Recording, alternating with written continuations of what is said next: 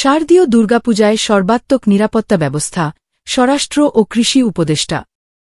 স্বরাষ্ট্র ও কৃষি উপদেষ্টা লেফটেন্যান্ট জেনারেল মো জাহাঙ্গীর আলম চৌধুরী জানিয়েছেন, সারা দেশে আসন্ন শারদীয় দুর্গাপূজা শান্তিপূর্ণভাবে সম্পন্ন করতে সব ধরনের প্রস্তুতি নেওয়া হয়েছে।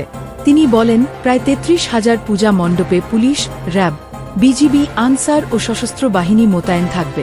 নিরাপত্তা পর্যবেক্ষণে নতুন একটি অ্যাপস চালু করা হয়েছে।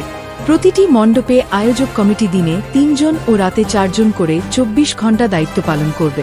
বিসর্জন সন্ধ্যা ৭টার মধ্যে সম্পন্ন করতে হবে। এবারে আনসার সদস্য নিয়োজিত থাকবে প্রায় ৩ লাখ। সভায় প্রধান উপদেষ্টার বিশেষ সহকারী মো খোদা বখশ চৌধুরী ও স্বরাষ্ট্র মন্ত্রণালয়ের সিনিয়র সচিব সহ আইন শৃঙ্খলা বাহিনীর ঊর্ধ্বতন কর্মকর্তারা উপস্থিত ছিলেন।